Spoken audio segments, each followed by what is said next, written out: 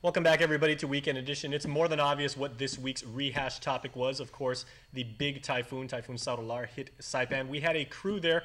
This literally is the crew. Baza and Andrew Roberto were sent to Saipan. Now, guys, let's go ahead and timeline this before you guys give us your reaction. Sunday night, the typhoon hit Saipan. Very, very destructive winds. The impact of it, you know, we've been reporting that all week. You guys did a fantastic job. Tuesday afternoon, we found out that we were going to be able to. Sabrina approached you and said, "Can you go to Saipan?" You said, "Yeah." And Andrew, we asked you the same thing. We said, "Okay, you guys have 90 minutes to pack your stuff and then head up there." Actually, it was more like, "Who wants to go to Saipan?" Yeah. They were like, "I have family, I have family." Okay, and you guys were there basically for like the last 2.5, 3 days and everything like that. You guys covered basically end to end, saw the carnage yourself, saw the resiliency of the good people in Saipan. In your own words, Issa, we'll start with you. What is the condition in Saipan right now? Well, it's really bad. When we first got on the ground, we were driving over to my auntie's house in San Roque, and I was kind of shocked as we went down the road because at the airport everything looked okay, it wasn't that bad. But as we started driving towards San Roque, we could see, I mean, on the sides of the road, power lines down everywhere. There were power lines suspended in midair, tangled in power lines. They were hanging, teetering over the road, so we were driving under them. There were roofs, and we didn't even know where the roof came from because there weren't any houses in the area. So it was pretty bad, and then we got to our auntie's house. We were running around trying to report news, but we were low on gas, so we had to gas for 6 hours. And yeah. Now you live in, your auntie stays in the southern part of? In the north. North, and you're? My family stays in the southern part. Okay. We were okay. We were fortunate, but if I could describe Saipan, I'd have to say it was heartbreaking. I'm from there. I know the natural beauty of the place, and to see that many trees fallen, to see that many houses ripped apart, to see flooding on the road to the extent that it was, it really hurt to see that kind of stuff because it's obviously normally not like that. Okay, what was the worst thing, I guess, the two of you saw? For me, the worst thing that I saw was, you know, not only the gas shortage, so I mean, there were miles of cars waiting there. I mean, 9 hours and upwards.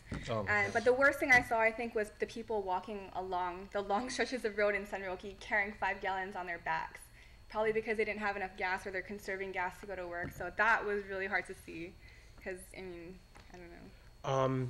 Issa and I were in Cagman to see the extent of the damage there, and there was one tin structure that was absolutely wiped out, and there were little kids there picking up their belongings and their wreckage, among the wreckage with their families. Issa, tell us about the spirit of the community there, because, you know, of course, you know, the Saipanese community, they're very much like our own. We share the same virtues. It's very family oriented. Guam is doing everything that we can to help them. We know they would do the same for us. What's the tempo of the community up there, and how are they responding as they recover? Well, everyone's definitely in survival mode, and I think it's bringing out the best in a lot of people.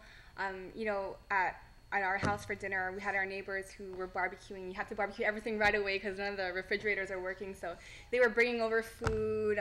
We had the people at the Shell gas station. They were working 13-hour shifts there, just trying to help out all the people waiting in line, so that was nice to see.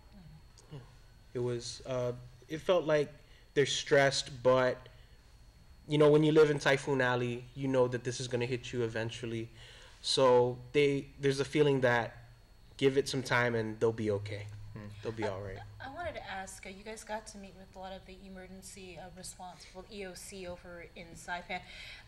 What was the wind speeds? Because, you know, I guess there's a measuring instrument. It was broken during the storm. So what did they tell you in terms of how strong the storm was? They had a wind monitoring equipment near the airport in Saipan. It actually broke at around 91 miles per hour. The National Weather Service, they said the last recorded wind speed they had was around 105 miles per hour. But the honest answer is we asked the government officials and they didn't know because the equipment broke. But there is a doctor, his name is Dr. Stern, and he monitors wind speeds at his house up in a mountain in Saipan, and he clocked the winds at over 200 miles per hour. Wow. What about your family, Drew?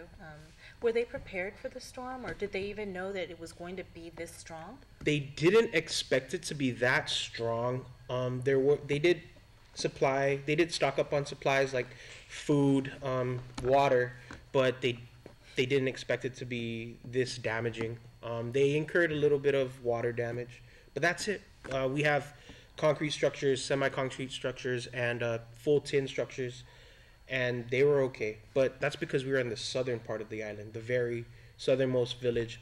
It wasn't there that most of the destruction was. It's like central and north.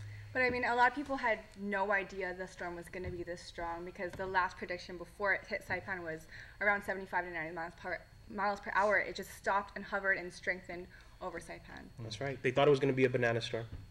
All right. Well, Drew and Issa, thank you so much for the work that you guys did, basically being on location. And we're glad to have you back, and we're glad to have you in our team as we continue to do what we do to raise money for Saipan. Basically, so many organizations, including our own Humbly, are doing what we can, as I said, to raise money for the good folks in Saipan.